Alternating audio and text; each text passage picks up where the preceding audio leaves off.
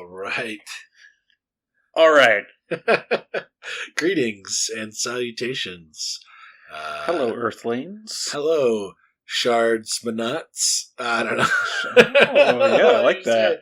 Just trying it on, sipping my toe in the water. I like that. Well, happy to be back. At the end of our last episode, we round out part 3 of the book. And so we are now starting out here in part 4, titled The Knives. Ooh. And we're going to be starting off on chapter 39. So, 39 through what? 39, 40, 41, 42? 42 is, yeah. Well, 42 is where I read to, but, whatever you read to is obviously where yeah, 39 through the end of 42, I think. All right, perfect. I don't know. I don't want to spoil it. It's okay. Well, you guys will find out, and Christopher will find out. So we'll all find out together. I'll find out.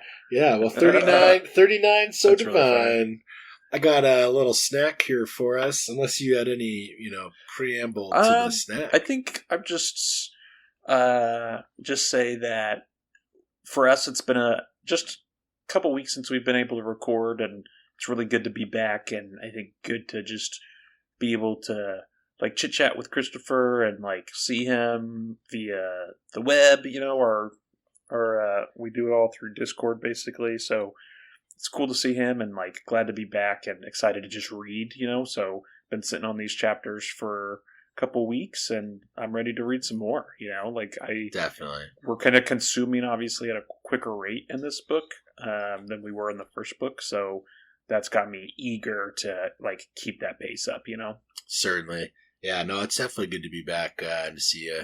Yeah, see you here. Yeah, life's been jam-packed and keeping me on my toes. So definitely feeling grateful for being here, man. Yeah, looking forward for some shenanigans. Looking forward to the shenanigans in the shards, all the above.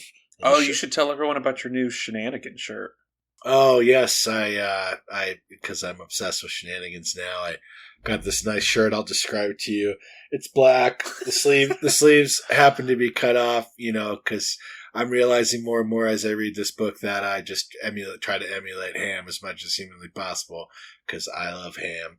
But on the center of the shirt, it says it's a vest. Okay, on the shirt, it's not a uniform. We're gonna add buttons. Yeah, right. It says if I shenan once, I'll shenan again. And it's a little frog playing a banjo. So it's a good time. Getting a lot of good response, good feedback from the community at large about the shirt so far, which is nice. But yeah, it's a fun shirt because that's awesome. I'll shenan again, indeed. We'll have to do a limited run of Shards and Shenanigans t-shirts. I know, and we'll have to take pre-orders because we're broke and we can't afford to just be sitting on a pile of merchandise. No, that won't work. Yeah. But we'll take some pre-orders and we'll come up with a design and then we'll just send them out. I think that sounds awesome. Yeah, I'm currently the only owner of Shards and Shenanigans merch. I've got some card sleeves for my Magic the Gathering deck, Shards and Shenanigans style. I'll have to make a. I'm waiting for the Brandon Sanderson crossover Universes Beyond to bankrupt me before I build a deck. They'll wait till after the movie, of course. Oh yeah, for sure. To then be oh yeah, here we can connect it to these visuals that everybody knows. Everybody knows. That'll work. That'd be good. It'd be a good move. And Brandon, he's already visited Wizards. He's documented it. So things are in motion. Brandon's always got a couple tricks up his sleeve. A couple shards up his sleeve. I don't know. Yeah. Well, and speaking of shards up his sleeves and card games, shameless plug for Brotherwise Games. Big fan of Brotherwise Games. They do a lot of the Cosmere board games and role-playing game, but they are finally releasing, after a long time, Shards of Creation, which is a trick-taking card game, and it is I think it's on Kickstarter or it's going to be soon, but just a shameless plug for that. It's pretty cool. It's about It's about some shards, and I won't elaborate too much further, but it's at least put some like value to our name because so far we've been like, what is shards have to do with anything? So, yeah, we'll figure it out eventually. Deep cuts. That's what we're here for. All right. Well, yeah. Go ahead and snack me, Daddy. All right, it's Daddy snack time. I've got the puffos. Sorry, I'm a child. I know your argument. We speak of the anticipation of things foretold, of promises made by our greatest prophets of old. Ooh, that's fun. Of course, the hero of ages will fit the prophecies. He will fit them perfectly. That's the idea. Love the rhyming. That's the snack. Yeah. Sam I am. I'm struggling to feel like we are still in a like steel on the plate, or like I don't know. Yeah, no, it is. I mean, it's possible. New part of the book. Talking about this, yeah, right. And we're talking about the anticipation, right? And that's kind of like, just the time before the hero of ages, does what they're supposed to do. So yeah, I think he will fit them perfectly. I do think it's interesting the way that it is worded, and yeah, I get kind of where you're going there. Like just to say like that's the idea. Like that's how we planned it. Right. Yeah, right. That's the idea. Okay, nice. Yeah, I like that. That's interesting. Anyway, interesting snack. Well, they're not going to fool us because we're diving into the meal. It's just a quick, really actually a pretty quick, short little chapter here to get us going in a amuse-bouche, if you will, for all my dude, sick. What is that? For all my dropout fans out there. Oh, love it. A little amuse-bouche. So, 39. Let's hit it. So we are in a Straff perspective. I don't know. Have we been in I guess we have been in a purely Straff perspective before, but maybe like one or two. Yeah, not many. Maybe like parts of it. Maybe like a part of a chapter, even not like a full on chapter. So, I think perhaps once or twice, but I don't remember. But not a mind I love to live in. Not gonna be honest. Yeah, that's a great point.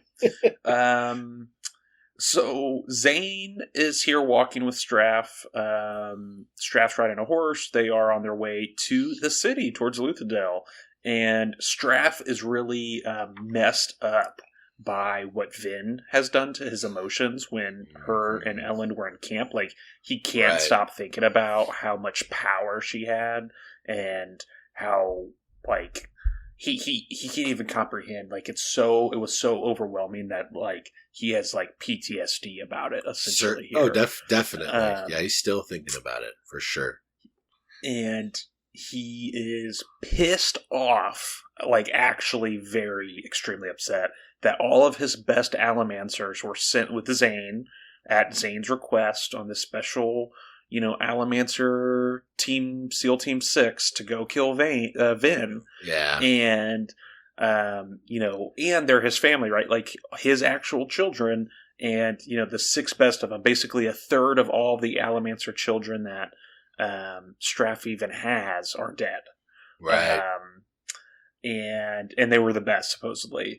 And it really makes you wonder, and Straff's thinking this too, like, this was Zane's plan that failed here. Right. Like, why didn't Zane actually help? If he would have, like, we know that Zane is someone who is pretty, like, toe-to-toe matched with Vin. At, like, they are, I think they can kind of each hold their own depending on what abilities and, like, do they have ATM? But it seems like that's kind of a fair fight already. And then you add 6 more probably highly trained Allomancers. Like, Vin's going down. So, for sure. And Straff's thinking this too, right? Like, he's kind of like, well, why was Zane not there? Like, why didn't he step in for this fight? Yeah. And Straff is scared of Zane. He's barely keeping Zane under control at this point. Definitely. And he's really getting unpredictable. And Zane actually, during this whole conversation, mutters to himself, like, no, ... he's my father. So, like, that God's we in know here, what just he's in saying. his mind. Yeah. Being Kill like, him. kill him. And I put in my notes, God, is that you? Yeah. God? Is that you? Hello? Telephone. Hello? Knock, knock, knock. Anyone home? So, Zane says something interesting here that I want to point out. So, quote, one way or another, you will soon have nothing to fear from Ven, end quote. And so, I think just obviously tying into what we're going to see here in some future chapters that we're going to talk about today, but also what I'm getting at with why wasn't Zane a part of the plan? Like, he clearly has another motive, right? So, like, Straff wants Ven dead. Zane wants Ven for himself. It seems like, I don't think he shares regardless. The desire for her to be dead. Absolutely. Because he's like had opportunities in the past, like plenty. When she was like testing Duralaman in like the beginning, I think the first time she tested it in a fight, she like burned everything out and he could have taken her out there. So he definitely like has other motives. I agree. Other motives. And so, who do they meet outside of the city walls? Penrod. Oh. Wah, indeed. Sad. Penny boy. Yeah. Penboy, Penrod, the Rodsters, Dennis Rodman, Penis Rodman. Penis Rodsters. It's so Penrod. And he sucks. He's sexier. He's just such a... Well, I mean, I was actually okay with him. Like he kept it real with Ellen, at least for the most part. Stood up for him. Yeah, no, for sure. Like he wasn't the violent of the group. No. That's definitely true. And so here he says, and I quote, "Your men did well. I'm glad your son didn't have to die. He's a good lad, a bad king, but an earnest man." And then a little later, quote, "Your boy isn't a fool, Straff. He's merely an idealist, and in truth, I'm sad to see his little utopia fall," end quote. Right. And Straff here just calls Penrod an idiot. Oh yeah, he's so fucking rude to him. It's out of control. Cool. And he's like, you need to remember your place, because he says something like, "Oh, Straff," and then Straff's like, "Oh, remember your place." He goes, "Oh, I'm sorry, my lord." My lord. And so just silliness. Indeed. So he's not even in control of the city. Yeah. No. Well, and that's what he's here doing, right? He's delivering the city to Straff.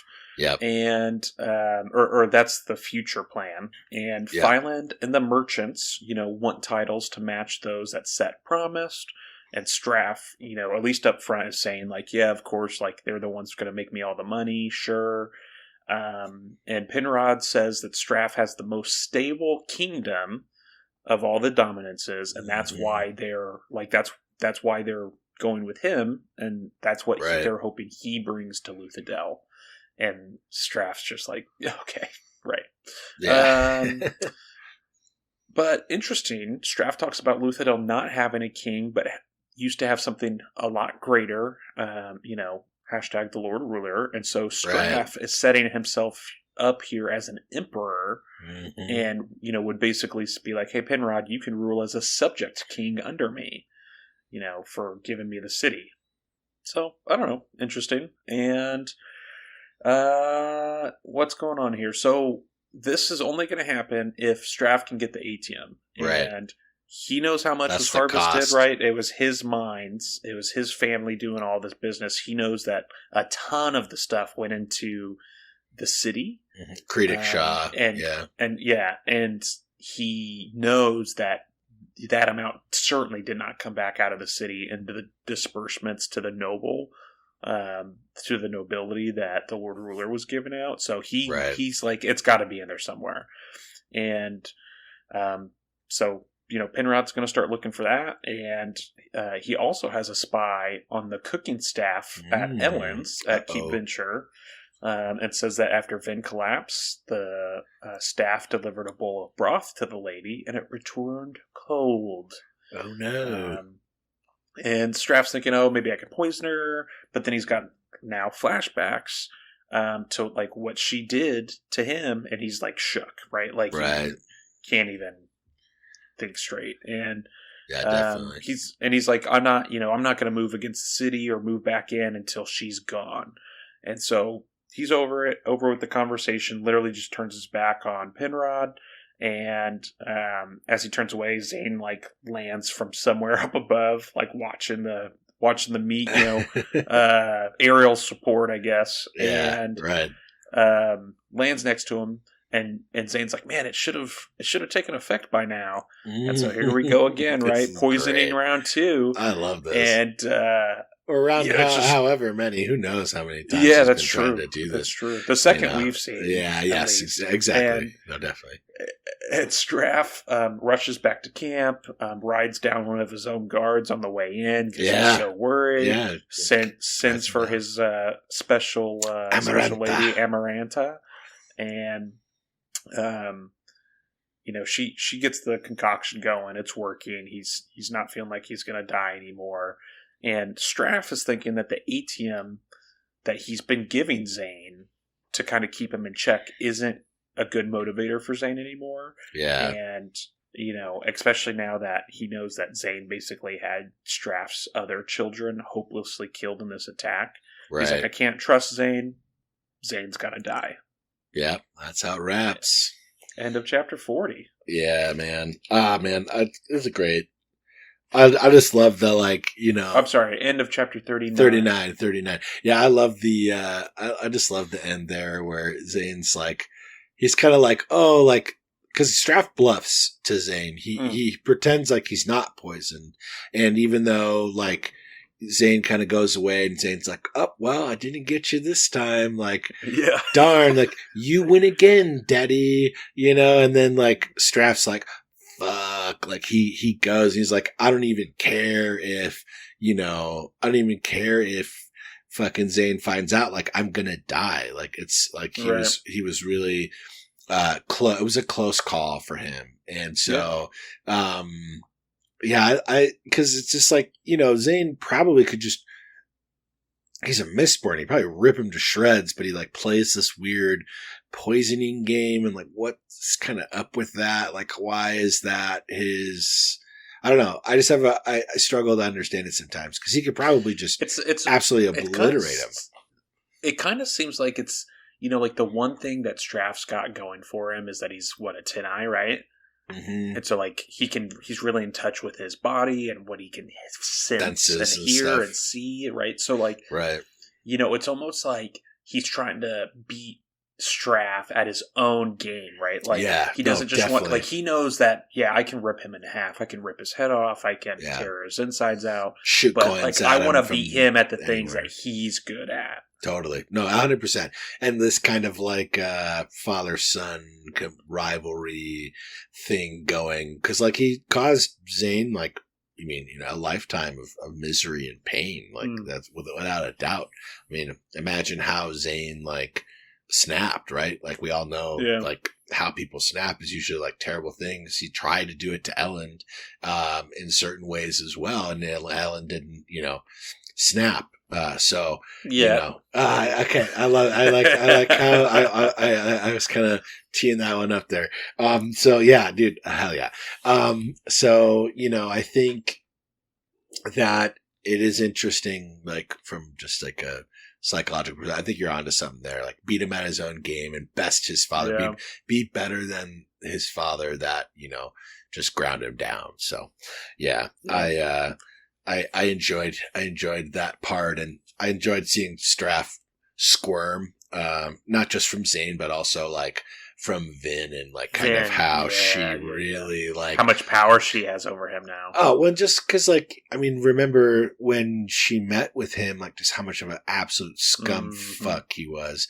And like, I just love seeing him so just crippled from that whole experience. Like, fuck Straff. So hell yeah. Well, cool, man. He's a swell dude. Yeah, so swell. Yeah, exactly. But all right. Well, what do you think? We should. I guess, anything else to say about that chapter, or should we move on? Yeah, it's going to be interesting to see how this plays out, because he's basically thinks, right, that Zane is not worth it to keep around anymore. You know, he obviously liked having a full Mistborn in the house, right, in the camp, ready to do his bidding. But how do you kill a Mistborn? You know. Yeah, it's interesting. Guess we're gonna find out how he's planning on doing that. Yeah, no, I mean, he's going to have a third of the less tools to do it because of what happened. And if that's if Zane knows that that's either A, that they're going to go after Vin eventually, or B, that they're going to come after him, smart move to take the sixth best out. Oh, for sure. Yeah, no, I think that's a great point as well. Like, as well as just like, I don't know.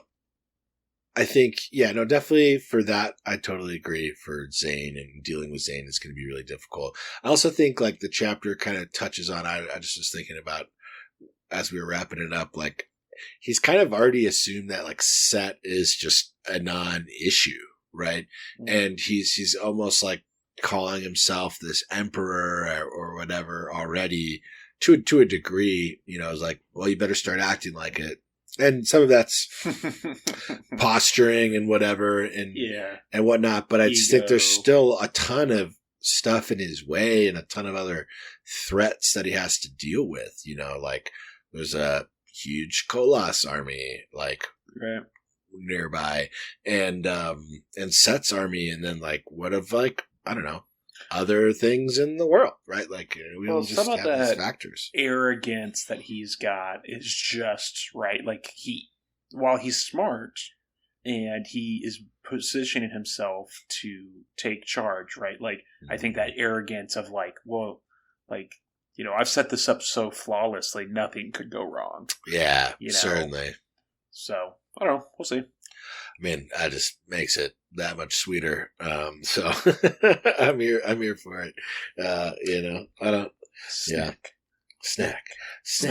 All right. Well, speaking of sweets, in chapter 40, and quote, and yet something about all this seemed so convenient. It felt almost as if we constructed a hero to fit our prophecies, rather than allowing one to arise naturally. This was the worry I had, that the thing should have given me pause when my brethren came to me, finally willing to believe. So this puts me back in Quan. Like, I am confident, right? Like, that's certainly Quan again. And so why would it give him pause when the other terrorists came and were like, oh yeah, we believe now. Like, he thought this the whole time, supposedly. And we'll see some stuff here in the next couple chapters that might put this to test. On some shaky ground, right? Yeah.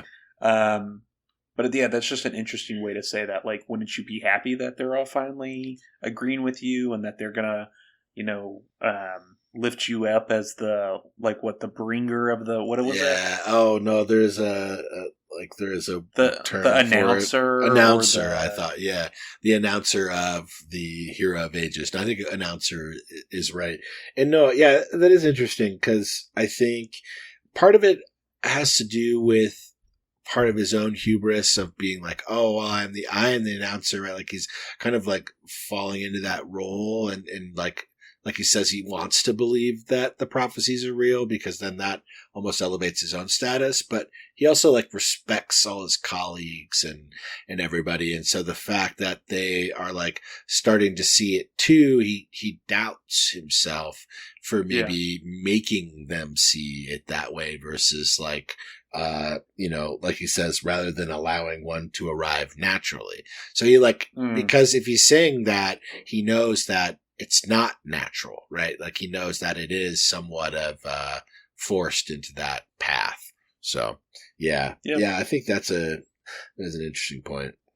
But yeah, I agree. Back in Quan for sure. Okay. Well, jumping into 40.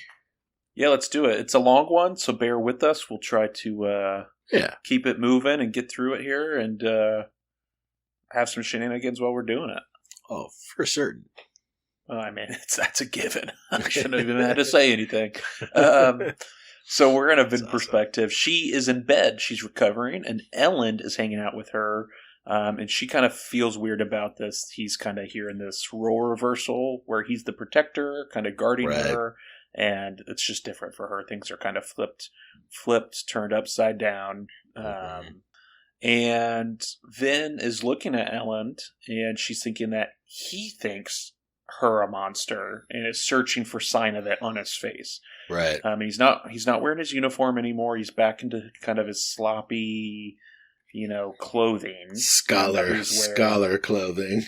Yes. And he said he isn't king anymore. And Vin doesn't really know any of this, right? So he explains all that. And says that Penrod's a far better choice than either Set or me.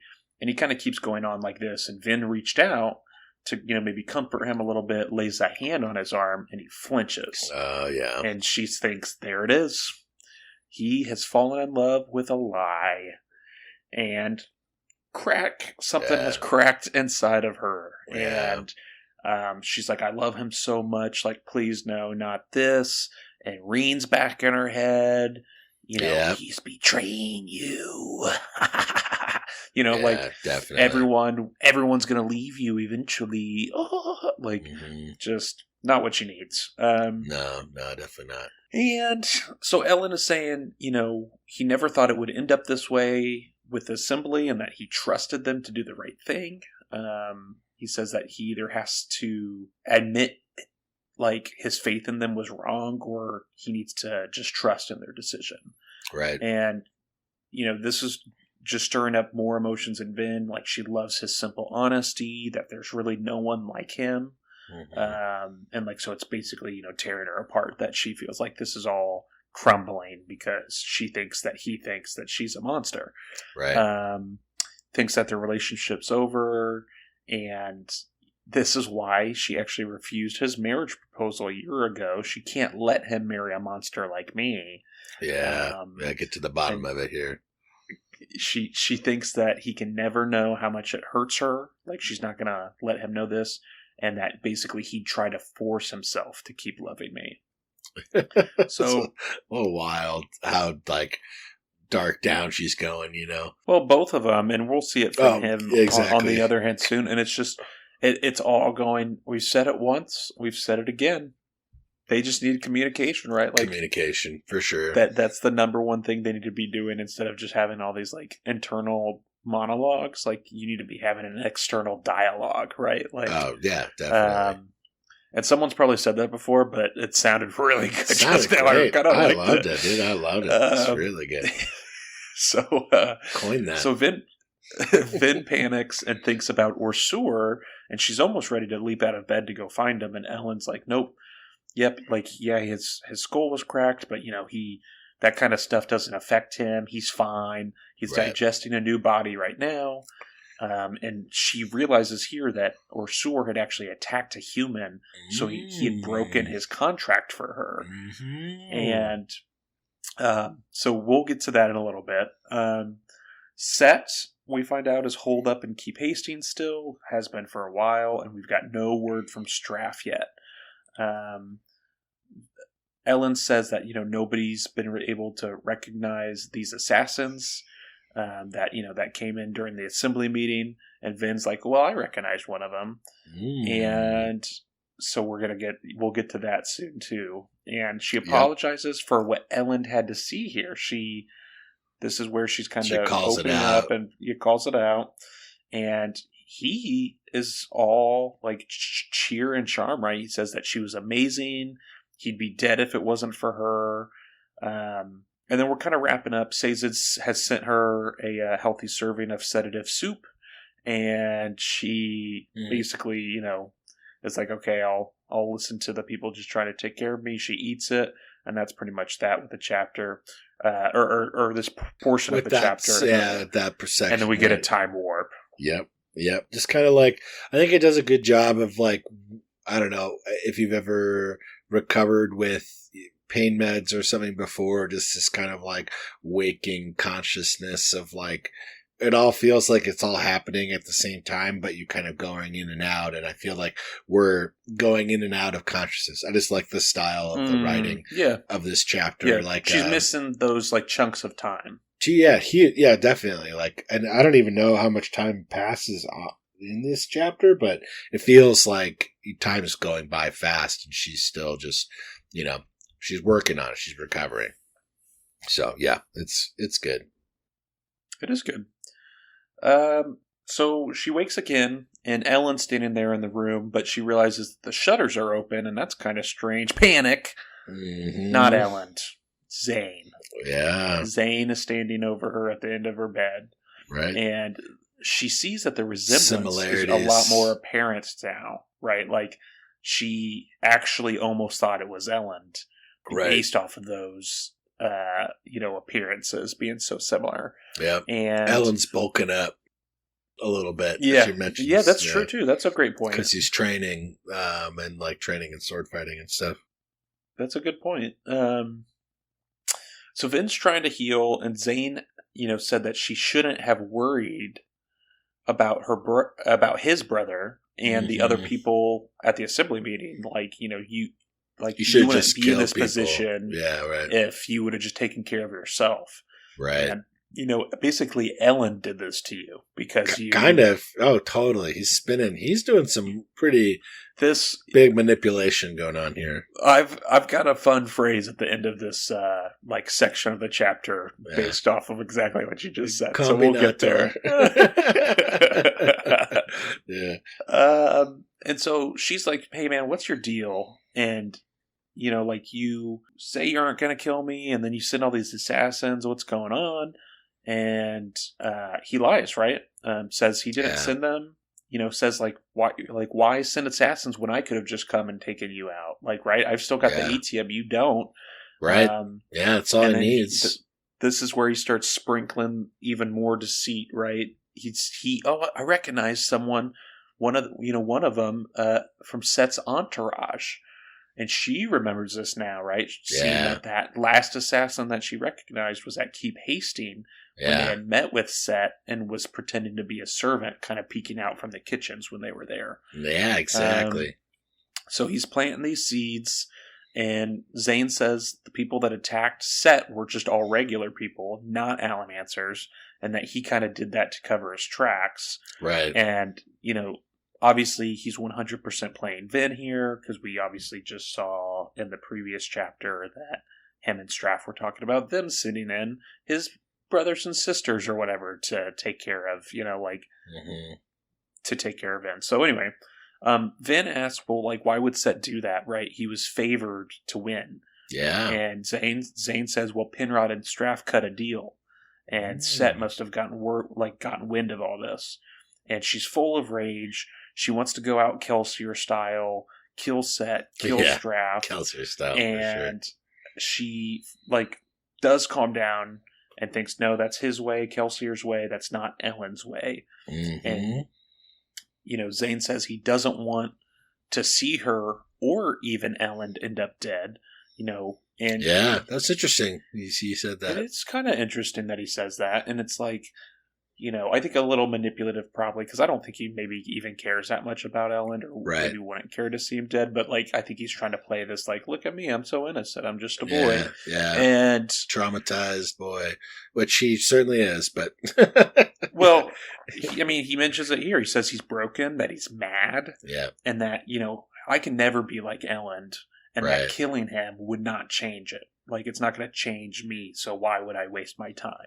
He's using honesty in all the right places to ingratiate himself. Yeah, certainly. Well, who else in his life that he was his only role model uses lies and manipulation? Oh, yeah, right, totally.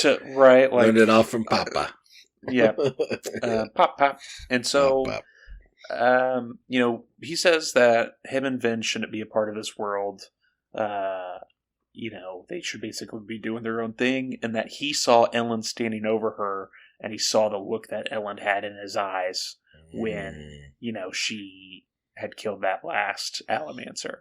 Blew up his face. Blew up his face. Exploding face with your forehead. So Zane wants her alive, and he drops a ball of atium on the bed, and then he flies out the window. And that's it, right? Like, and to cut back to what you were saying, the end of my notes, I put, what a conniving fuck. Yeah, for real, man. Absolutely. Very conniving. Yeah, no, I think well put. He definitely, like, with the ATM and, like, with the truth in the right spots, he's able to, like, shelter his lie, of where the assassins came from and redirect Vin, like, very masterfully, Oh, yeah. pointing her to, like, her instincts that, like, she has, like, from the Kelsier side of her. Cause I think that's, like, still a part of Vin, you know what I mean? She's still, like, that's kind of her roots. So yeah, he does some bad, like, he does a good job doing some bad work here. Yeah. That's a good point. Yeah. Yeah, that's a good way I think that's a good way to describe it. Does a lot of damage. So we're still in the chapter. We've got another time warp. Vin's back in her, back in her days, but wakes up and she hates being injured. Yeah. She's actually kind of terrified to be here laid up, not moving, not having action, kind of stuck. And Sazed had checked on her earlier, but he's back already studying with Tindwyl, and she's annoyed by this. She's like, yeah, Sazed was my guy. Like, he's the one that I would talk to. Like, why is he spending so much time with her? Yeah, right. She doesn't know yet. No, she doesn't get it. And so the door opens and no one's there, and she grabs her daggers and she's preparing herself because she's like, this is creepy. And then who do we hear? Orsier. Woof, woof, woof, woof, woof. Yeah. Orsier. I'm just so stoked to see him again, It's like, oh, this is great. He's the best, man. Yeah, he's super good. Big fan. So he's in a different dog body now, and she's really surprised to see that because she thought when he was digesting this new body, as Ellen told her, that it's going to... Right. And he says that, this makes sense, people aren't really going to notice that big of a change because they're used to seeing you with a dog. And then he kind of fesses up and he's like, and, I'm kind of fond of these dog bones. Yeah, I want to explore their advantages. It's so good. He's more black now than gray, and she likes that because she's into all the, stealth. The nights and the mists and stealth. Yeah. Right. So Vin thinks Tindwyl was wrong, that she can't be a Mistborn and a lady. And she's, these are thoughts that she's having while Orsier is there. Stay focused, Vin. You got a friend. Yeah. And she brings up the contract, and Orsier's like, whoa, I didn't kill anybody. And that's what I can't do. Yeah. Did I hit him? Sure. But, you did all the killing. Like, I didn't do it all myself, so I'm fine. Like, I did what was right. Yeah, right. No, go ahead. Yeah, sorry. And he says if he did kill, though, he would have to return to his homeland to face execution. Yeah. Yep. And, Vin takes this, or thinks about this, I think, in maybe the wrong way. I mean, right way, because she asks about it, but then, she obviously picks up on that, and it's like, oh, wait, Kandra can be killed? Yeah, and, right. Now the wheels are turning, and so he says, well, of course, we're not immortal. And Vin asks why are your people so afraid? Why did they make the contract if they can't die so easily? Why do you need this? Why are you afraid? Mm-hmm. And he doesn't like this. He never likes it when they talk about his people, and he wants to change the subject. And she understands, and she's kind of letting it go. And she's like, I'm just frustrated. I know so little. And then Orsier tells her anyway. Yeah, this is great. Yeah, no, this is some of my favorite, of the lore. It's just where I'm excited, I want to know more about the contract. It's good lore. Their lore, the Kandra lore states the Lord Ruler created them. Father. And he doesn't really know for what purpose. Maybe to be Father's spies. Yeah. And Vin's kind of like, ooh, creepy. Like, why are you saying that? Come on. And, Vin, actually, I think this is funny. She's like, well, I feel like I should apologize for killing him since, you guys are calling him dad. I killed your dad. Yeah, right. And he goes, hey, I'm old, much older than Kelsier, but I wasn't around for the Ascension. Yeah. The Ascension. So we're getting a little more background on him specifically. Yep. And he says, why you're asking, why do we have the contract? Well, if you were the Lord Ruler, would you create servants without binding them to your control? And the Lord Ruler actually cast them away after the 2nd century, after the Ascension, and they tried to be independent for a time, which we knew, but humans resented them, and that they basically chose voluntary servitude as opposed to like being enslaved by humans or something else. Right. And I want to read this next bit verbatim because it's such good lore.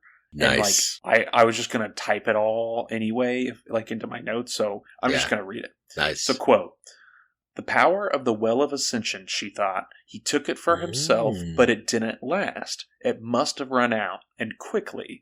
Otherwise, why would he have needed armies to conquer? An initial burst of power, the ability to create, to change, and perhaps to even save. He pushed back the mist, and in the process he made the ash begin to fall and the sky turn red. He'd created the Kandra to serve him, and probably the Koloss too. He might even have created Allomancers. And after that, he had returned to being a normal man, mostly. The Lord Ruler still held an inordinate amount of power for an Allomancer and had managed to keep control of his creations, and he kept the mist from killing until Vin had slain him." End quote. Yeah, dude. Whoa. So she is having some the clocks are starting to turn for her, right? Like she's been doing her research. Good on her, Vin. She's trying to figure out the Well of Ascension and what's it all mean, and she's starting to kind of figure out well, what if he didn't just have all this innate power from the well all the time? Like, it seems like it was this burst at the beginning that gave him the ability to create life and creatures and whatever. And right, yeah, it's good theory. I think she's probably on a good track. Perhaps she is. Yeah, no, it's very interesting. I think you keyed into a very very good part here, and I think because like right before it too, she talks about if he had created a completely new species, then there had to have been some divinity in him. But then, like, we know that obviously she surmises here that divinity was not permanent.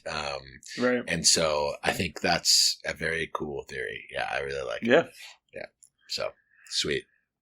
And she knows she is kind of like him in some ways, right? She's like the Lord Ruler. Because she can pierce the copper clouds. Yep. Right. And so maybe she can figure out how to, not necessarily control the Kandra. I don't think she wants to control them like a Lord Ruler might, but she thinks that maybe she has that ability. Right. And so she starts to reach out with her powers. She starts to weave her allomantic web and starts to soothe Orsur's emotions, and he's not feeling anything because he is immune. And then what does she do? Because that's this theme of the book. She burns Duralumin. Yeah. And Duralumin push emotions. She burns the and then hits him with the soothing, and Orsur is howling in pain. Yeah. He falls, he's shaking, and she's beside herself, right? Yeah. She's trying to apologize to him, didn't mean to hurt him, and he's like, I said too much. Yeah, he's all fucked up. He says that what she meant doesn't matter, and that the mistake is his, but never do that again, and she promises not to. Yeah. And he's really confused here. He doesn't understand how she did that, and that she's such a strange girl, and that she's like the Allomancers of old. And he kind of finishes it out by saying, "It is done." Yeah. Like what you've done has, like, I think, kind of set off a probably not so great chain of reactions for, I'm assuming, what's going to happen in the future between them and maybe other Kandra. Like, is he going to have to go and tell? Like, I don't know. And so she can't believe this, right? Like, he saved her life. He basically broke the contract for her.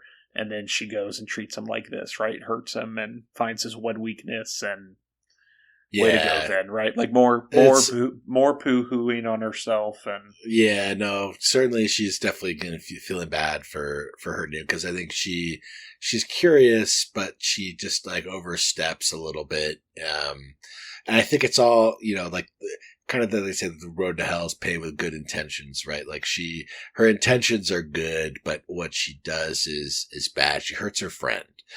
Because like, I think at this point, like Orsur is her friend, someone that she cares about. Oh, right? yeah.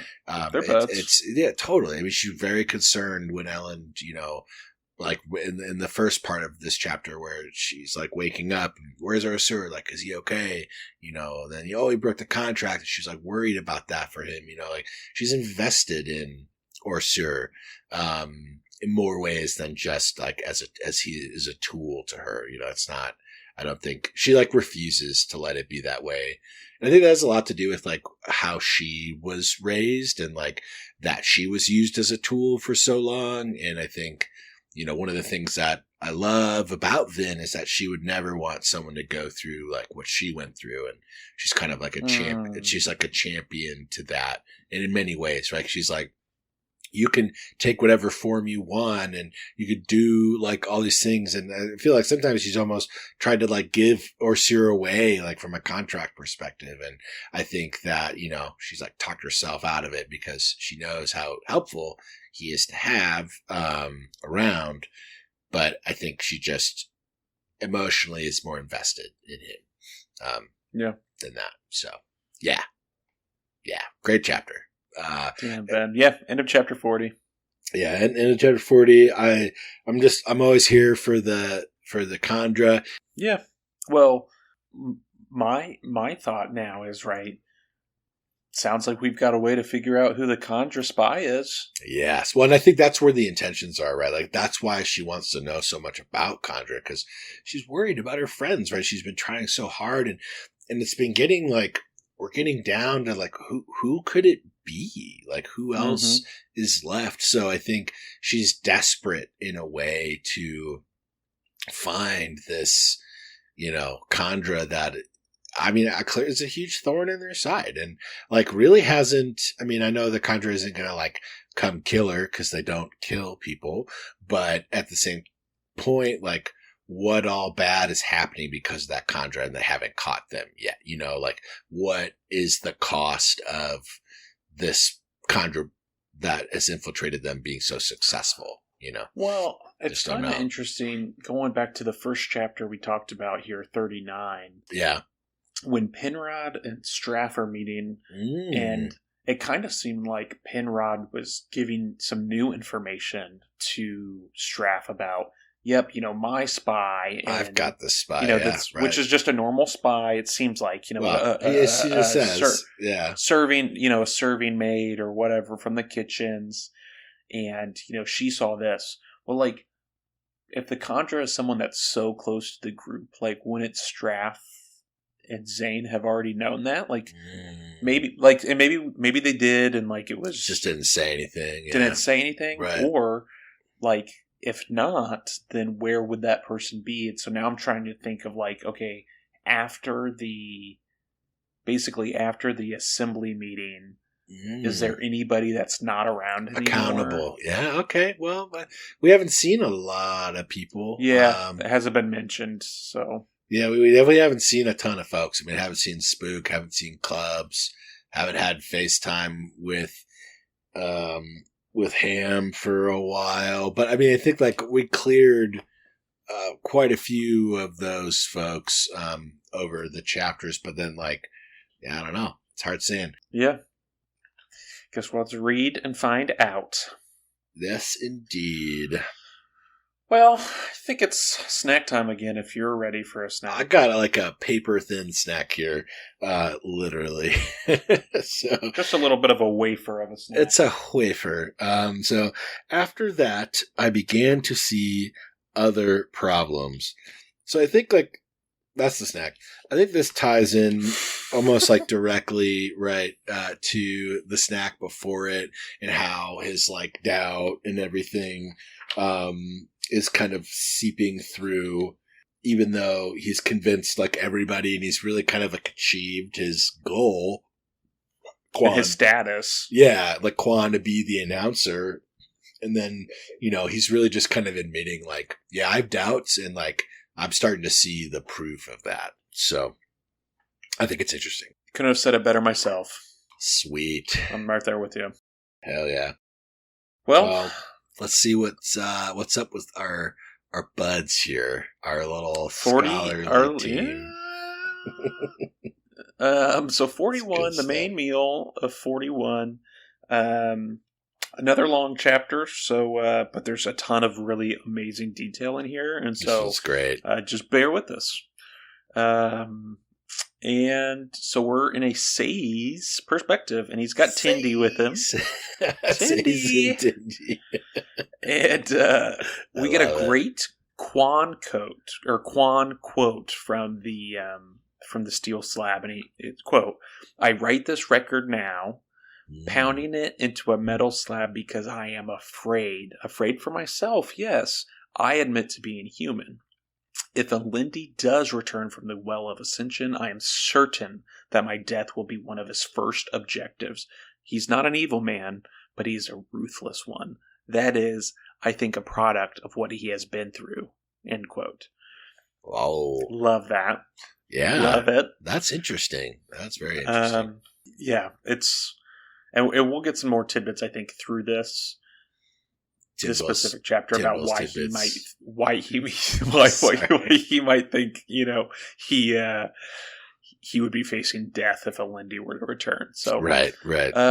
So Say's and Tinwell are categorizing out like who these people are, right? So Quan, what do we know about Quan? He's an ancient Terra scholar, and who's Lindy? Well, he's a man that Quan thought might be the hero of ages, and we believe, based on contextual clues, that he is the logbook author from Credit Shaw that Vin had brought back. Yeah. And so, Alindy listened to Quan and kind of got this in his head that, like, yeah, if this guy thinks I'm the hero, maybe I am the hero, right? Becomes a political leader in the world, conquers a lot of the world, and then travels to the Well of Ascension.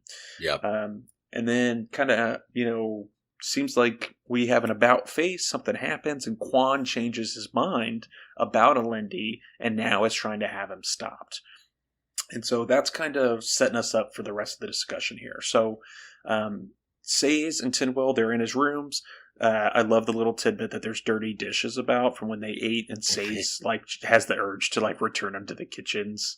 Yeah. And, old habits die hard, right? So yeah. I love it.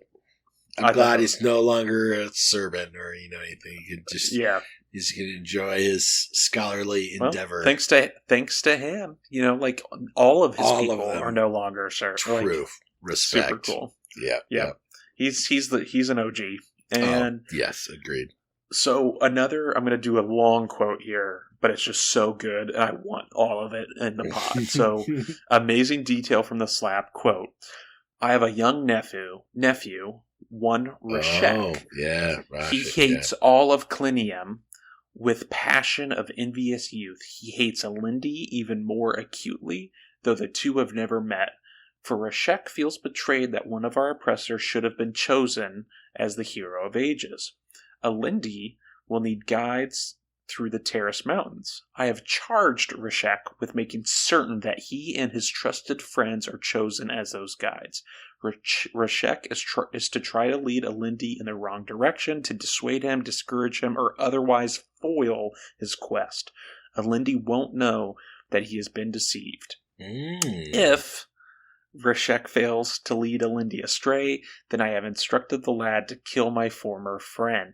It is a distant hope.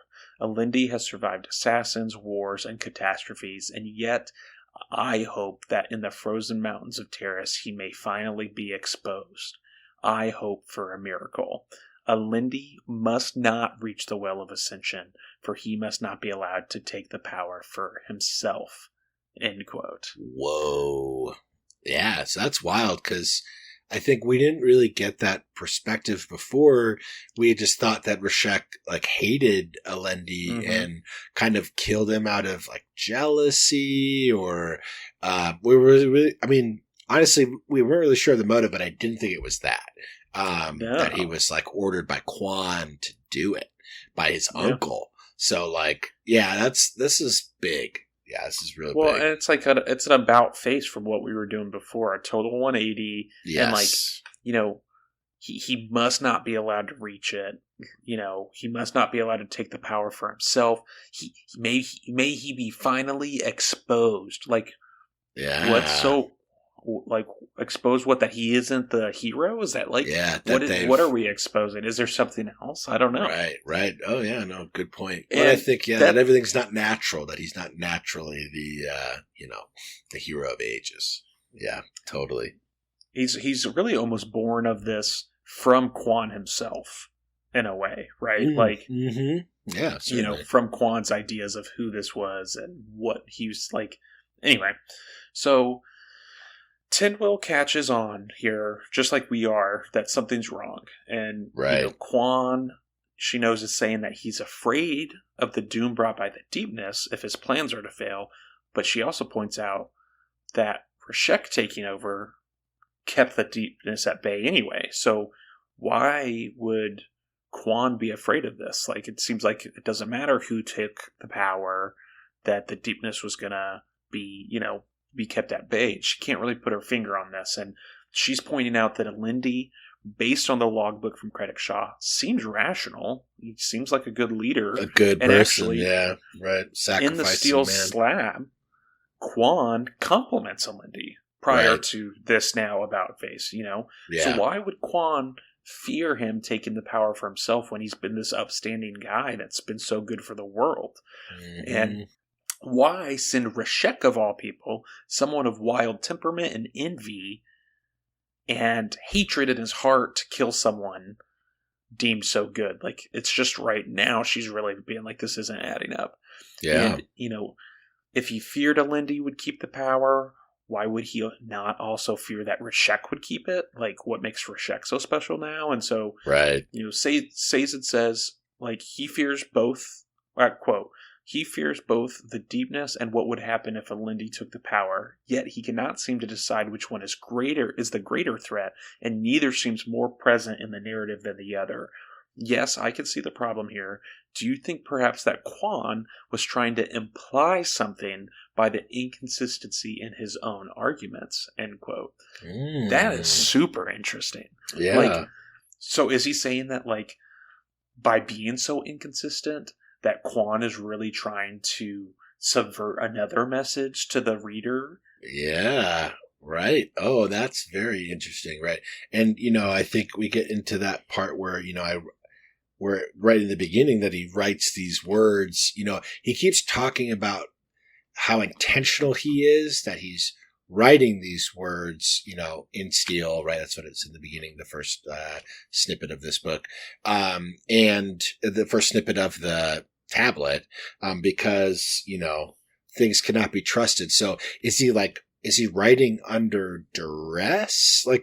We don't really know a lot about it, but yeah, I love that, Kyle. It's very interesting. Is he leaving a clue for us here?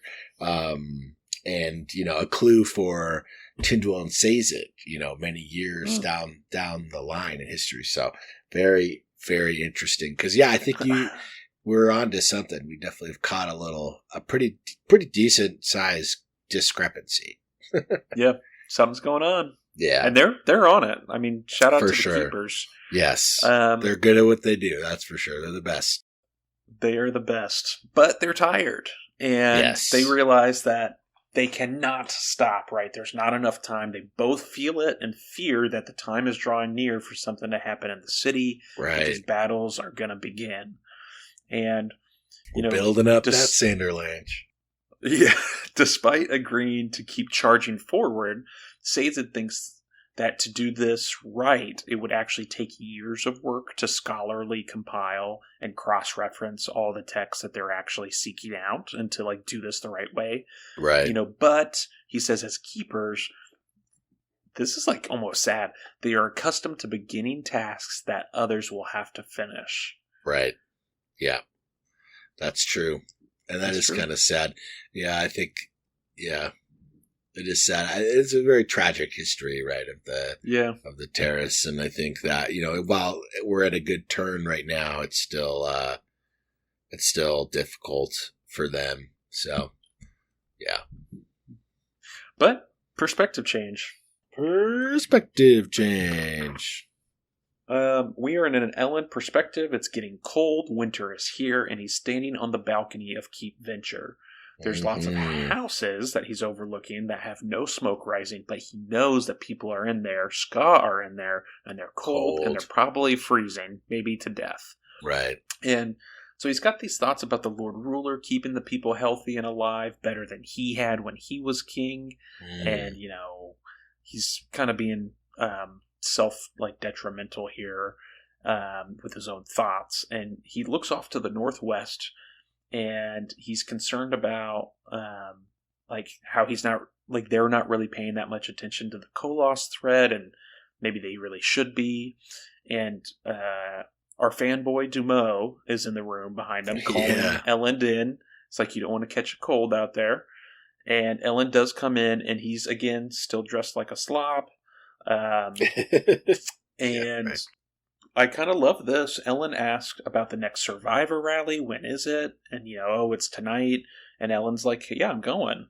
I gave my word I would go, and then I would join the cause. And just because I'm not king anymore doesn't mean I don't keep my word.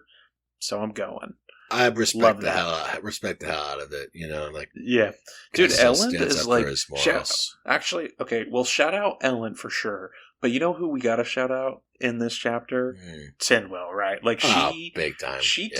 She got this kid so on track. Oh, for sure.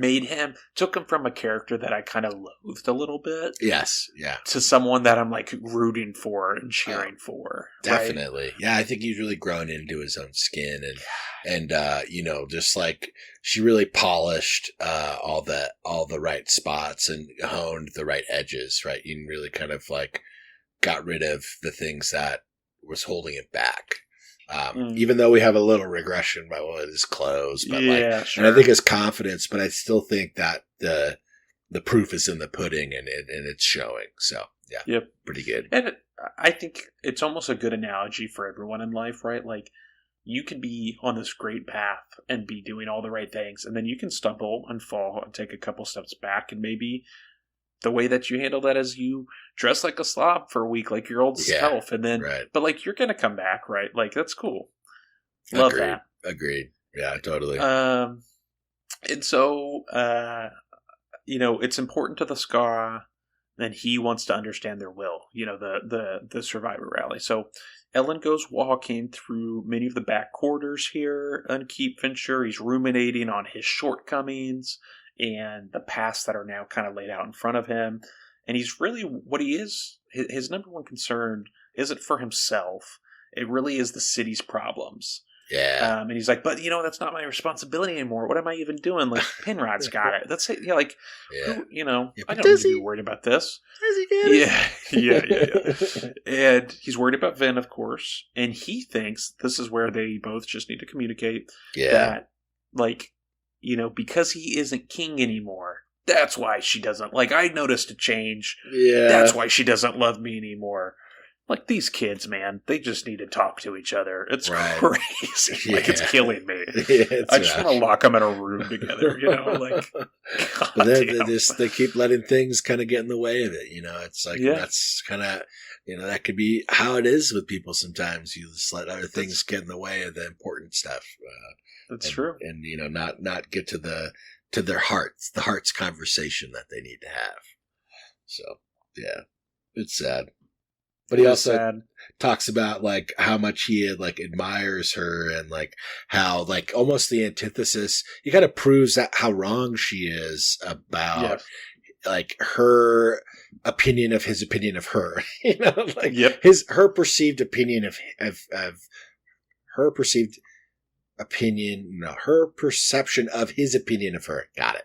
I think that's it's just good to see, right, that she's wrong because we know we're convinced she's wrong. And we saw a little bit of that when he was bedside and was like, "No, you're fine. You were amazing." And that's what he exactly says. He's earnest. He's not just blowing how smoke. Amazing her fight was, and how he's not terrified of her. He's actually amazed by her. Like, wow, I never really knew the full capability and how truly inspiring and amazing these feats are that this person I love can do. Yeah. And then he goes into how could she love someone like me? You know?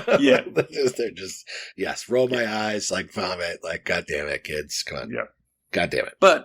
And that rolls right into thinking, well, what would Vin do in my situation? Yeah. And then he walks off determined. Yeah. And what would Vin do? I love that. She would seek help. I love that. Yeah. From Sazed, right? Mm-hmm. And so he peeks in on Sazed and Tindwyl. And Tindwyl, her hands resting on Sazed's, oh boy, and hand hug. And Tindwyl wants to know, why are you bothering us? And calls him incompetent. Yeah, I know. It's just great. And he goes, hey, you're in my home, insult me again, and you're going to find your ass out on the street. Yeah, I love that. And Sazed's like, he's so uncomfortable. And he's like, no, don't worry. She's just testing me. Like, that's okay. Yeah, precisely. He knows. He gets it. He does, which is great to see. It's good growth. And it's fun to see her kind of poke at him a little bit and to see him succeed. Yes, definitely. Cool. And so the reason he's here, he wants to know, why did I lose the throne, right? Like, was it because I didn't lie during the vote? Is that why? Like, and, she says, well, no, it's because you didn't command, right? Like, you didn't command the armies to secure the city. You didn't and use you gave assassins. the assembly too much freedom, and you didn't use your assassins or other pressures. And, like, all this to say you lost because you're a good man. Yeah. And he asks, well, can you not be both a man who follows your conscience and a good king? And she doesn't know. She can't answer that. And Sazed talks of God leading Elend's morality and his conscience here. And Elend's like, okay, Sazed, but like, you believe in 300 gods all at once. Like, what does that even mean? Right. And Tindwyl comes back and basically says that, like, the leaders before him that she has studied wouldn't have lost their titles in the first place. Like, that's the mistake. Mm-hmm. And, like, he remembers her once saying that what actually makes a good king is trust. A good king, quote, a good king is one who is trusted by his people and who deserves trust, end quote.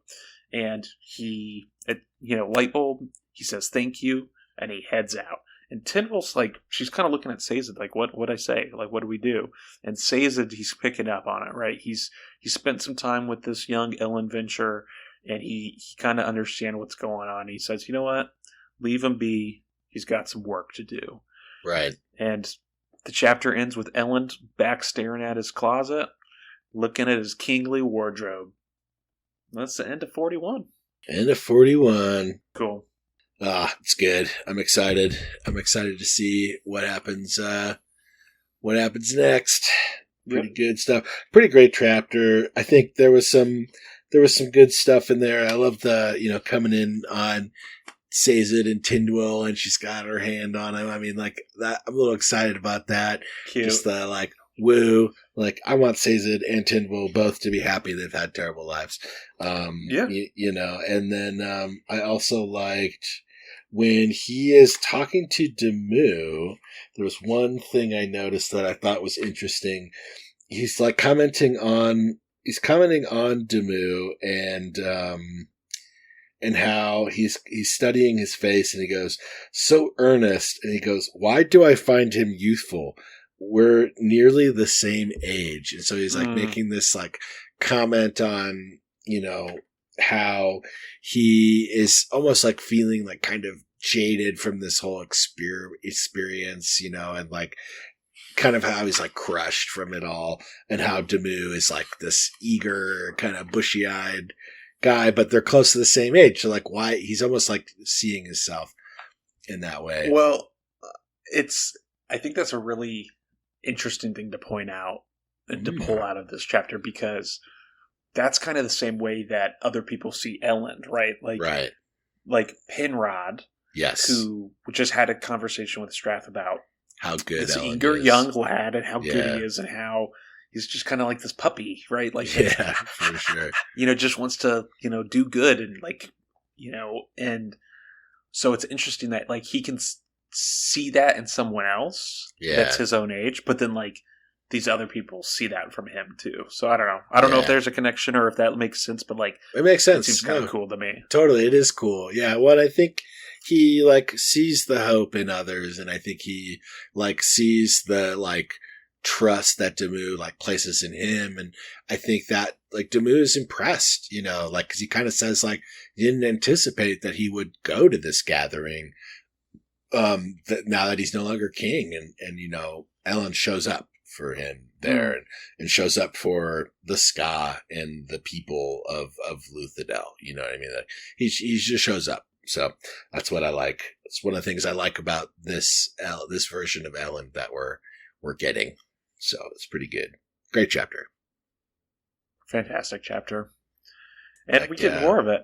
I love that. Hell yeah. I know. I love that like we kind of see him ramping up to like what's he gonna do. Yes. And then I love that like we get it right away. Action. It's just action. Yeah, no. I love it too. Yeah, he's right there, he's on the edge, and then let's jump into 42. Unless you got anything else, I'm down. All right. Snacking. So some of you may know of my fabled memory. It is true. I need not a ferrochemist metal mind to memorize a sheet of words in an instant. So that's kind of interesting. Very interesting. Yeah. So he's almost, especially after like what we had last just said too, of like how stuff's kind of contradicting in the last chapter. But Quan is telling you right here, like he doesn't forget stuff. He's very dialed, and I just think that's it. I do not need a ferrochemist metal mind to memorize a sheet of words in an instant. So it's like, okay, what do you mean, Quan? Like, what are we finding out? And like, why, like, clearly this is part of, like, there's text before and text after, but it's like, why do you even need to say that? Yeah, yeah, right, exactly. Like, why do you have to bring that up? Like, what are you getting ready to say? Mm-hmm. I really do feel like, we're getting directly spoken to by Quan in this passage. And I mean, it's felt like that the whole time, but in more ways than just the overt, obvious way. So I love that. Kind of like as we're getting the snippets, right, and like discovering more with Tindwyl and Sazed deciphering it at the same time, kind of as we progress through the story. I just love how we feel like I'm over their shoulder still, and like it's a good stylistically, it's very enjoyable. So yeah, I love it. Agreed. Well, cool. Let's do it. Yep. I love this part. All right, gonna munch on it. Yeah, munch on. All right, so chapter 42, Ellen perspective, and he's with Demoxy, and they are Demoody. They're tackling the problem of the freezing Ska. So a lot of Ska once, the Lord Ruler fell and the nobility fled the city. They moved into a lot of these mansions, right? They just took them over because they're empty, right? Like these. Yeah. These people didn't need them, right? Might as well live like a king or, a noble or whatever. And Elend wants to get them all moved back into their tenements. Not because he wants them crowded in and, under his oppressive thumb, but because they're more efficient to heat. Yeah. And so, he's thinking about their safety. What we saw earlier in the last chapter, right? What's the thing that's on his mind? It's not the fact that he lost his kingship. I mean, that's a little bit like, but he's just worried about the city and worried about the people and what can he do. And so he's found something he can do, right? Like, I might not be in charge, but I can save lives. And so he has called in this request for soldiers from the city. They're not not under his command, and certainly not obligated to him anyway, like in any way. But they come, and hashtag loyalty, right? Like that shows a lot about who he was and kind of what he meant to these people, right? Like they're not even wearing their uniforms; they're off duty and they came. Yeah. So that's pretty cool. I love it. Yeah. It's sick. And so Goradel is here. Goradel. And he is the soldier that led Ellen into Credit Shaw to help rescue Vin a very long time ago. And he reports that all the furniture is gone in these like mansions, but not the wooden walls. And, basically it's we either lose these buildings or we lose our people. And so Ellen's like, tear it all down, right? Like, we're going to burn it. We're going to save the people. We're going to keep them warm. Yeah. And hey, what if the king doesn't want this? And he's like, fine. Send him to me. We're going to obey him. Like, yeah. we'll do what the king wants, but I don't think he's going to. He's going to care about this. Even know. Right. Yeah. He's busy doing whatever. Tell me who this is. Who is Felt? Felt. Okay. Remind me who Felt is. So, Felt, we go back. Felt. Okay. Yeah. Felt is one of his people. I think earlier on in this book, he proved himself. We kind of have to go back. I wouldn't, don't Google him. No. Yeah. But if you have your search, I'm doing a search, but there's so many other times where it's like, Sazed felt, and yeah, he felt, and it's like hard to find. It doesn't keep a capitalization, like if you can. No, it doesn't. Yeah, all right. Let me Google. I'm scrolling. I don't know if it's in this book or if it's going to be in the last book. Yeah, no, he's definitely. Dude, I jumped. So he's in the Final Empire as the chief spy for House Venture. He knows him. Ellen tasks him with tailing Vin after a ball to find out her true identity. Yes, there we go. Yeah, I found it. Chapter 31. Yeah. So, yeah. Of Mistborn. Of like Final Empire, yeah, of the first book. Yeah. So, definitely, don't Google him. Felt is interesting. Me like he felt. And, interesting. Yeah. Okay. Yeah, but he just proved himself. He's like very competent. Like what we know of Felt at this point, he's a very competent spy master. He's very good at getting information, and okay. Yeah, he followed Vin, and he's the one who kind of pieces together. This is when Ellen was like, okay, like he followed me. Valette. Right? He followed Valette. Yeah, exactly. She's fooling me, right? Right. Like, that's when it all. Because and I think he barely caught her. Right, he noticed that she wasn't in a carriage, so he didn't even see where she slipped out to or whatever. But he was just one of the only people that could figure out that she wasn't who she said she was. Right? And that was cool. Kind of what keyed Ellen into their first little breakup tiff thing. That whatever. So. Yeah. On again, off again. These kids. Yes, these kids. Gosh. So Felt is here. He's got a report, and he's trying to find out who's basically been poisoning their food in the wells. That's what he's been tasked with. And he's been interrogating all these different people, and he's been coming up with nothing. And he's interrogated the pass walls, and Ellen's like, "What's that?" And it's these covert passages outside of this, to get in and out of the city. And Ellen's like, "Those exist?" And they're like, "Yeah, of course they exist." Yeah, this is awesome. And so then he thought about the river. And so the river flows in the city and it's gated off. And he sent people down, and under the river, the gates have been pried where they are loose, but someone's locked them in place. So it looks like it's there and fine, but someone can come in with a key and unlock it and get in and out. And Ellen, very smart here, replaces, or is going to have the locks cut off and replaced with their own, and then have soldiers keep watch on that area, and then basically, trap whoever it is, and, who knows what we're going to do. Which, right. Ellen doesn't even have the authority to, do really any of this, but he's just, taking action, and I love that. Yeah, me too. It's cool. So It's super cool. Larn, not Yarn, Larn Larn. is one of Dumo's devoted, and he reports that he saw an inquisitor in the city near the center squares. Ooh. And other members of the congregation, of the Church of the Survivor, saw one hanging around Credit Shaw. And so that's just a quick little tidbit, and Ellen sends some people to go basically keep a watch on that area. That's very interesting. Yeah, we know of one Inquisitor, right? Right. So is Marsh back, and we don't know where he is, right? Yeah. It's very interesting. So, the men that are here that have answered the call.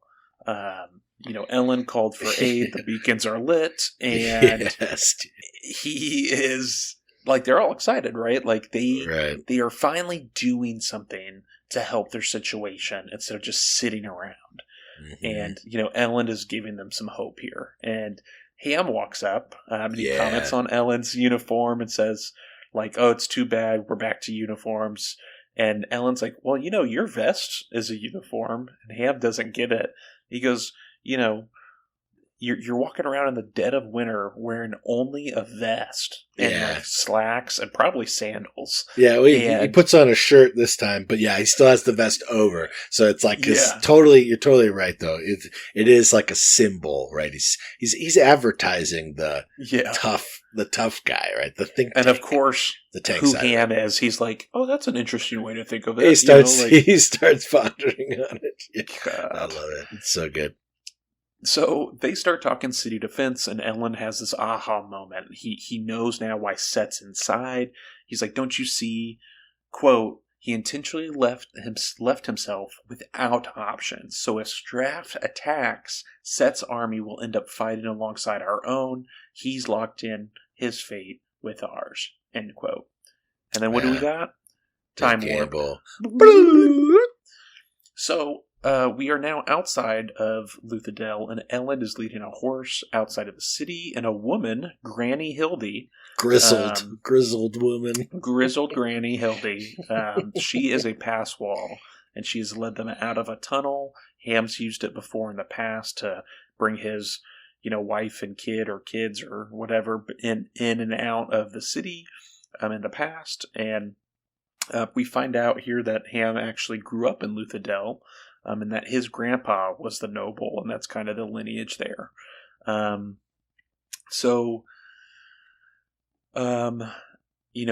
Ellen's, we don't really know what's quite going on here. It happens quick, but he's like, "Tell Vin if I don't come back," and Ham's like, "Well, yeah, I'll tell her, and then I'll proceed to remove the daggers from my chest, because she's gonna fucking kill me for letting you go on this." And oh my god! So he's off, right? He's off to see the Koloss.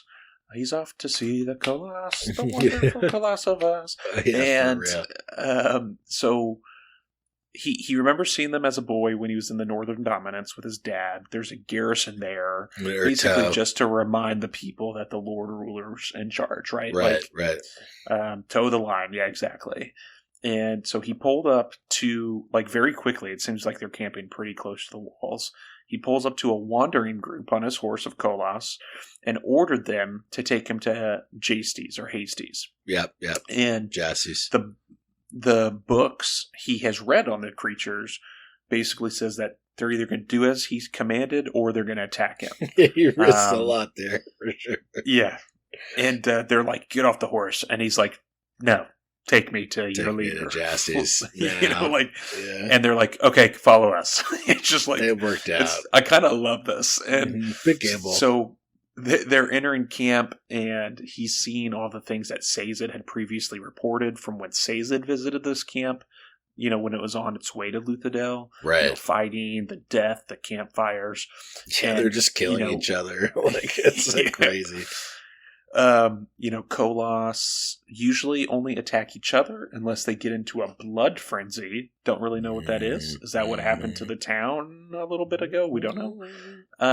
And Koloss live for the sword. They are very excited about swords. And the bigger the Koloss, the bigger the sword. And they kill each other for bigger swords. And in the pouches. that you can control a population by limiting the number of swords.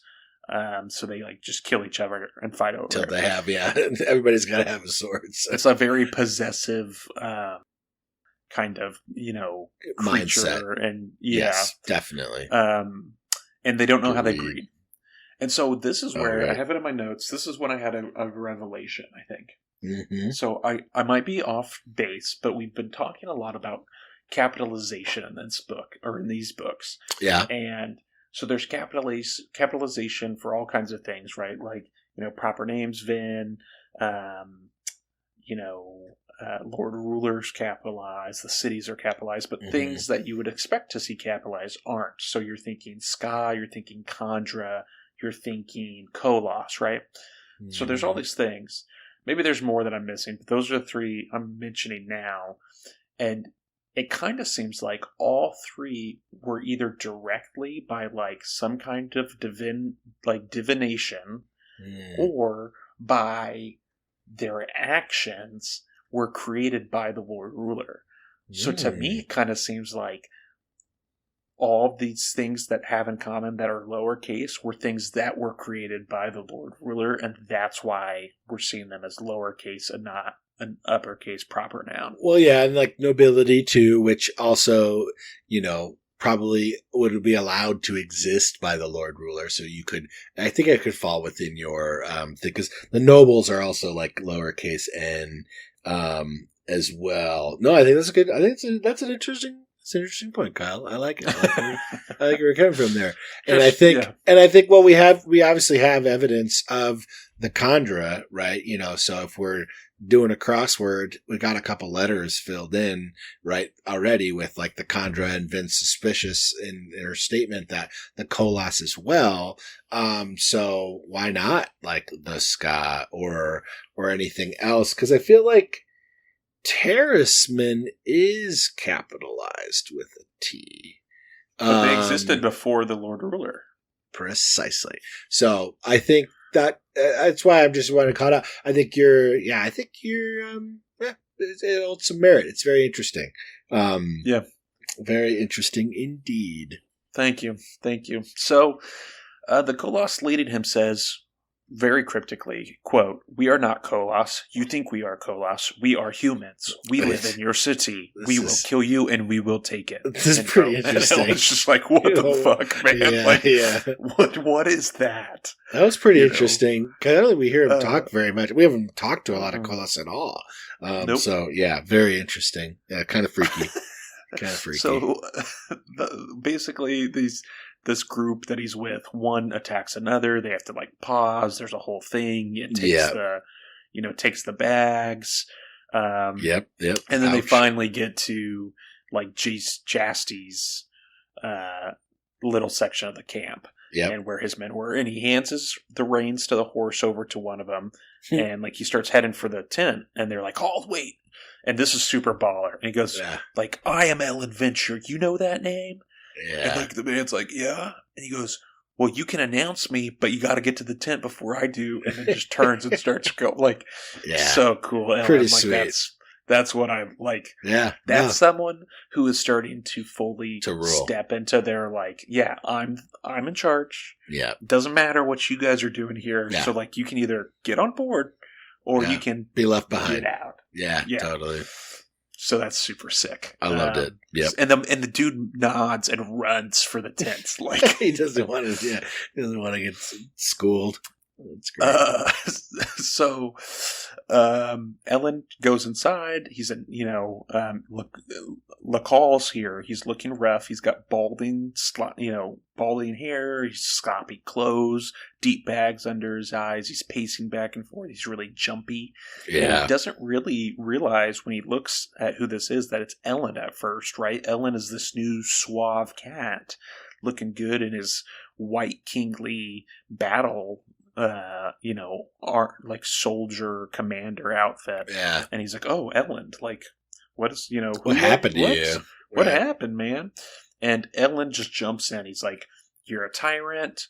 And he's, Jastes is like, "I can control them. It's okay." And Ellen's like, "Oh, yeah. What about Suisna? do you control them in Sweet Snow when they pillaged and killed that village? He's like, well, that was an accident. Come on. And this is crazy right here. When I did not when I first read through this, I didn't understand or pick this up. And so when I came back through to do my notes, this is when I picked it up. So when Jastes got to the Southern Dominance, he actually did the same thing Ellen did, right? He implemented everything they had talked about, the freedom, the political honesty. Right. He trusted in his allies. And what did they do? They killed everyone he loves, right? His sister, his family. Yeah. They're all dead. And Ellen's kind of pushing him back on this and being like, well, I'm sorry that happened, but, whatever your sister, and Jastes is that triggers him, and he calls for the guards. He's like, take the king captive. And Ellen's like, bro, I'm not even the king. They deposed me. Yeah. And Jastes almost laughs. He's like, you idiot. And Ellen just gets serious. She's like, take your army and go. And there's some back and forth between them about the Koloss being bad again and Jastes not being able to control them. And then Ellen's like, hey, man, what's in the pouches? What's in the box? Yeah, and, for sure. Jastes says, he can't let Straff get the etium. That's an interesting statement. Yeah. And so the guards come. They grab Ellen. Ellen elbows one in the face, kicks the other's legs out. His training is working wonders. This is sick. This is rad. Then he jumps forward, pulls out one of Vin's daggers, and just stabs Jastes right in the shoulder. Yeah. And he then orders him out of the Dominance, and he's like, I won't let Straff or Set get the ATM. I promise you that. Take your Koloss to their lands, but you have to leave. And then he takes him hostage because all the guards are coming in, and he's got the dagger to his throat. And so he backs out of the tent, gets to the edge of their little enclave inside the Koloss camp, pushes Jastes back, and there's just intense fury and hatred in Jastes' eyes. Yeah, Jastes is pissed. Yeah, he's pissed, and Ellen knows that this has all been for nothing. He's not going to back down now. Fuck. And so Ellen turns around, orders the nearest group of Koloss, maybe even the same group from before, to take him out. Mm-hmm. And then, Ellen's pissed. He's got all this rage, and he wants to know what's in these bags. And so he jumps on the smallest Koloss and gets a knife in his back. Gets flung off, stabs him in his thigh. The Koloss pulls his sword, cuts Ellen on the side a little bit, and then Ellen, comes up, gets the knife in the Koloss's eye and drops him. Not before the hilt of the sword on a backswing or whatever got Ellen in the stomach. It didn't pierce him, but he's feeling it. Blew the wind out of him a little bit. Oh yeah. And so he kind of rolls and gets up, and the other Koloss in the group are just kind of staring at him, and Ellen's just like, he ate my horse. And they're like, yeah, checks out. Yeah, that tracks. That makes Koloss sense, man. Logic. He ate my horse. Yeah, I was doing it. Yeah. I love that. Yeah, go ahead. Yeah, you can have all his stuff. And that's what Ellen does. He picks up the pouch, and he opens it, and he discovers that Jastes has been controlling them the old-fashioned way. He's paying them. Right. And that's the end of the chapter. So what does that mean? Right. Paying them with what, right? Is there an old way that you paid Koloss in the olden days, or is it actual? Or is it money? just paying any soldier? Yeah, good question. And I think another part I liked there was that he tries to lift up one of the swords, and it's way too fucking heavy for anybody to lift up. And so it's just I don't know. Me Koloss, me like the sword too. It's fucking sweet. I love their big, huge swords. They're cool as fuck.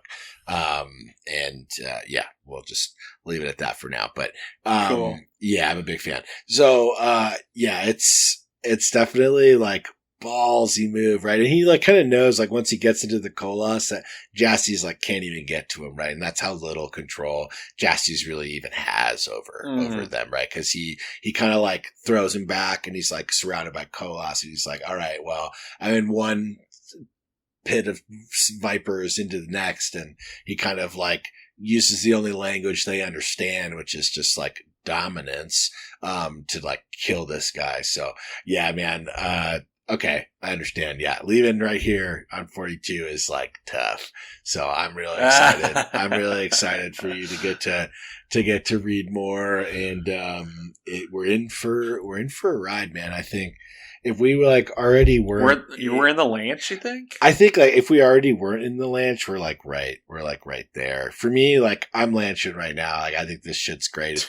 It's moving fast. Like, you know, just kind of going from thing to thing. Really like the fight within the assembly where Ellen is deposed. Like that to me, I feel like was like the trigger. Tip of it all really just coming down. And even though like maybe we're not getting a lot of Vin action, we're getting a lot of action in other ways, you know, like whether it's not necessarily violence, but information is just coming at us like crazy with revelations of Quan and Tinwell, and, you know, like through Tinwell and Sazed studies, and then Khandra, and like figuring out that we can derailment push the Khandra around with soothing. Like, whoa.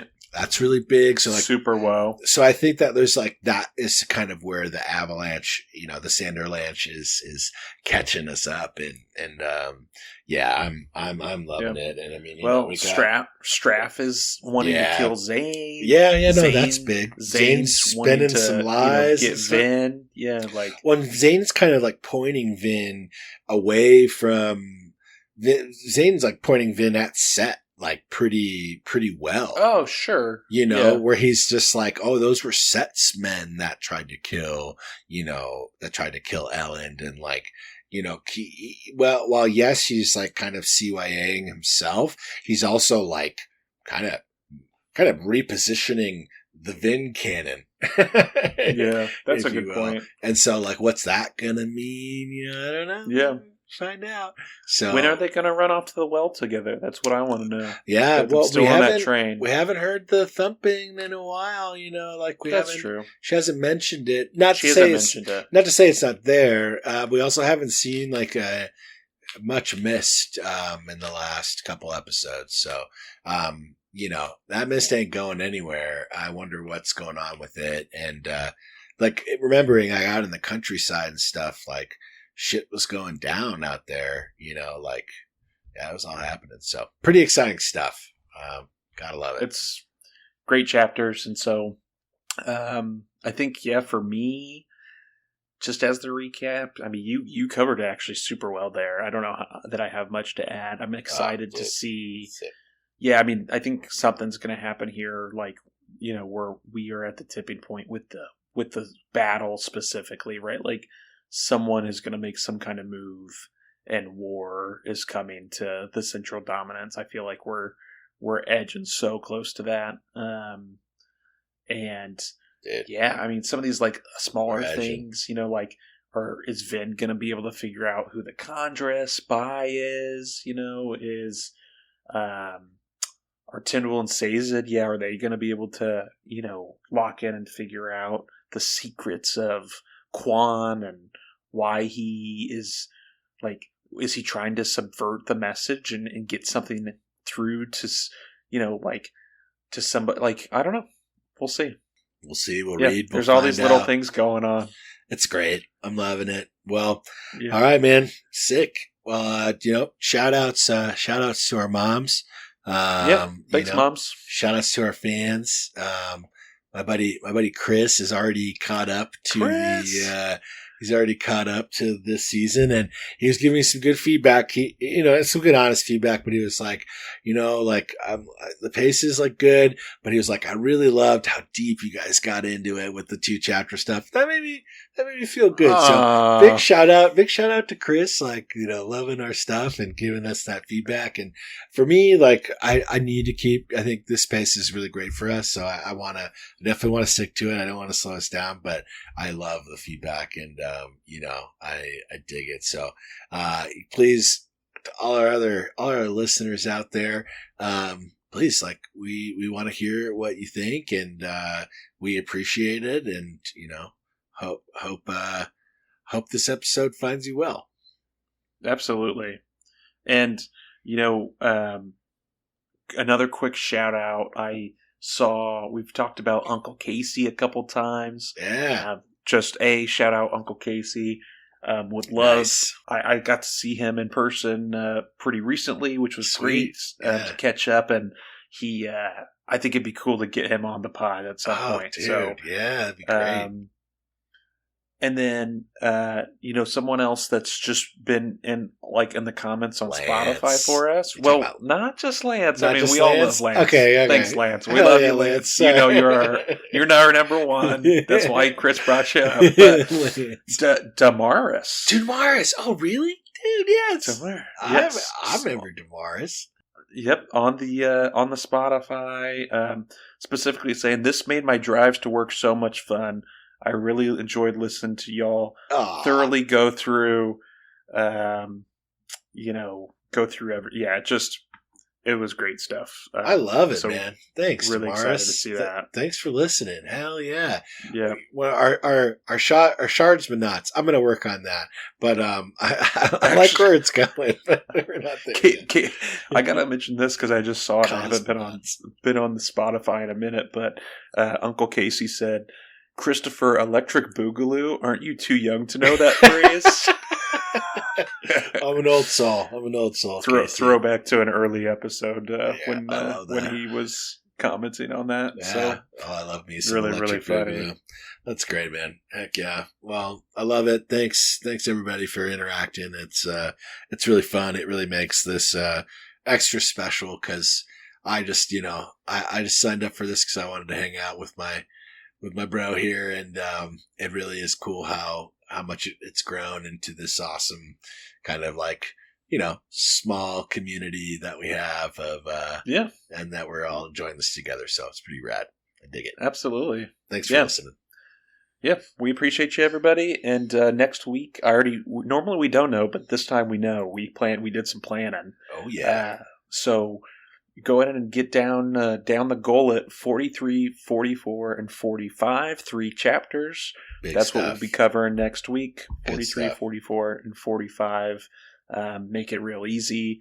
And then, after that, we're definitely over halfway through this part of the book, part 4, and then we'll be closing that out and moving on to part 5. So we're moving right along. Love it. Oh God, I can't So- wait. Yeah, just looking through. We're in for a treat.